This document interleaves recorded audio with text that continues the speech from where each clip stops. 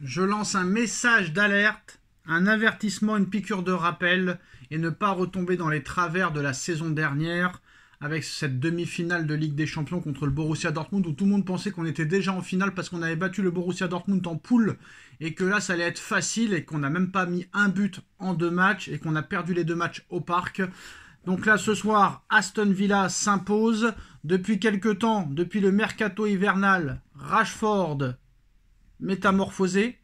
Asensio, qui a encore été buteur ce soir et qui est prêté par le Paris Saint-Germain, vient de marquer son 8e but depuis son arrivée en janvier à Aston Villa. Donc Rashford qui revient en forme, Marco Asensio très en forme, Boubacar Kamara, ancien Marseillais, qui va vouloir briller face au club ennemi, Asensio qui va vouloir prouver que Enrique et le Paris Saint-Germain ont fait une faute de ne pas lui faire confiance. On se rappelle de Rashford en 2019. Nous avons Lucas Digne aussi, qui aura à cœur de montrer qu'à Paris, il méritait plus sa place que quelques autres. Et on a aussi le fameux Emiliano Martinez qui peut nous pourrir la vie de la première à la 95e minute et pareil au match retour. Donc moi, honnêtement, vous allez dire, mais pourquoi on a peur d'Aston Villa ? On a battu City, on a battu Liverpool, en tête de Première Ligue, en tête de la poule de Ligue des Champions, finaliste de la Coupe de la Ligue anglaise, et on a peur d'Aston Villa, 9e de Première Ligue. Oui, parce qu'on connaît le Paris Saint-Germain, les enfants. Il y avait qu'à voir hier à la première mi-temps. Donc en plus de ça, maintenant, ce n'est plus le 9e de Première Ligue qu'on va affronter, mais le 7e de Première Ligue, parce que Aston Villa remonte à la 7e place. Et si ce week-end, Aston Villa s'impose et qu'il y a quelques défaites devant de Newcastle, de Chelsea ou de je ne sais pas qui, Aston Villa peut se retrouver 5e, voire 4e ex-aequo le week-end prochain. Et là, ce n'est plus la même chose. Et oui. Donc moi, honnêtement, il y a des joueurs qui reviennent très en forme, au bon moment, des anciens Parisiens, dignes anciens Parisiens. Asensio, actuellement parisien mais prêté par le Paris Saint-Germain. Je ne supporterai pas que Asensio marque contre le Paris Saint-Germain en étant prêté par le Paris Saint-Germain. De toute façon, l'élimination contre Aston Villa, je m'en remettrai pas. Voilà, très clairement. Encore quand c'est contre le Real Prime, contre le Barça Prime, contre le Bayern Prime, contre l'Inter Prime, il n'y a pas de souci, ça arrive. Mais non, je n'accepterai pas, avec tout le respect que j'ai pour Aston Villa. Aston Villa, contrairement au Paris Saint-Germain, a gagné une Ligue des Champions en 1982. Donc historiquement, au niveau européen, ils ont un meilleur palmarès que nous.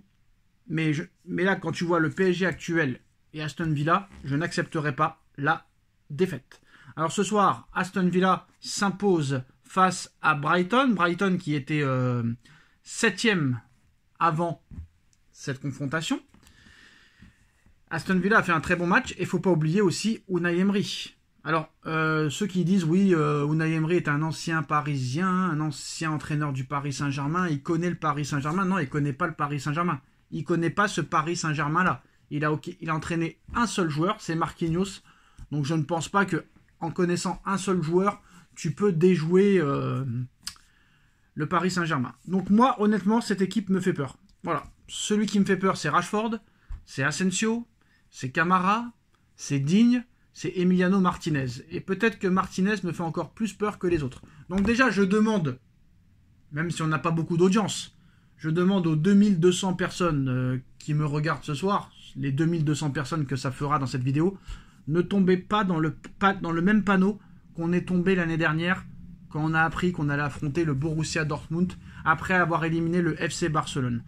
Parce que ce serait une très très grande erreur de sous-estimer Aston Villa.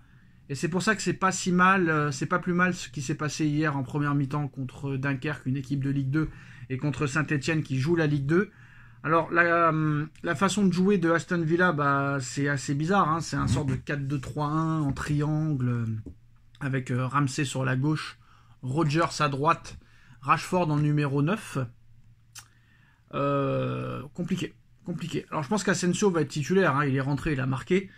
Je pense qu'Asensio va être titulaire pour ce match face au Paris Saint-Germain. Moi j'ai toujours dit, hein, et je dis pas ça parce que Asensio est en forme.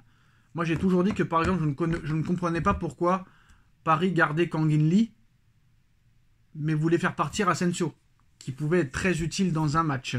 Bon, apparemment, voilà, les partenariats en Corée, c'est très important.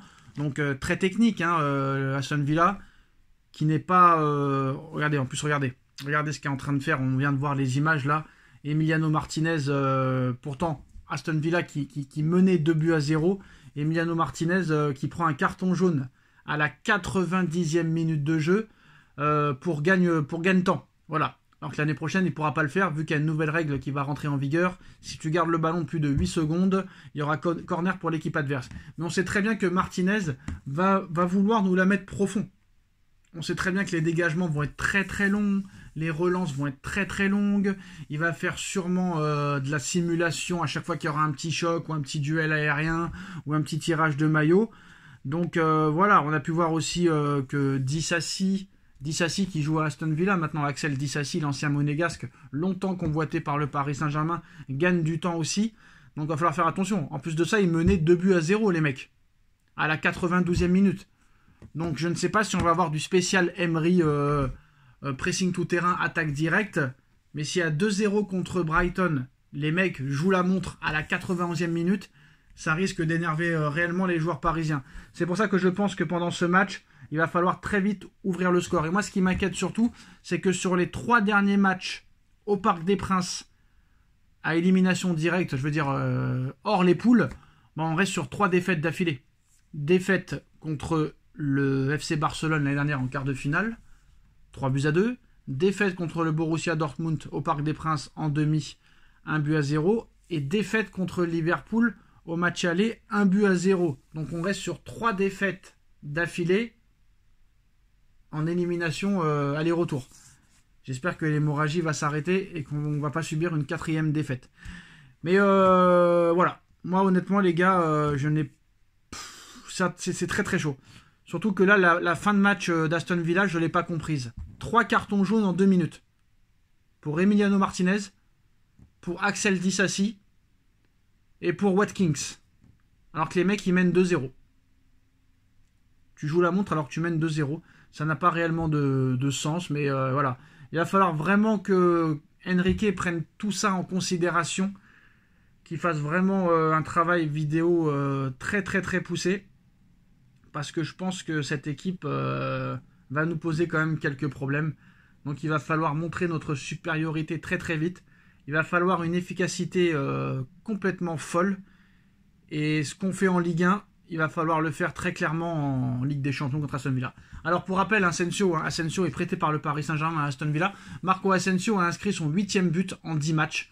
Et on rappelle que les deux équipes s'affrontent dans 6 jours en quart de finale de Ligue des Champions. Victoire d'Aston Villa 2-0, match assez bizarre. Dites-moi en commentaire si vous avez peur de ce match ou si vous n'avez pas peur.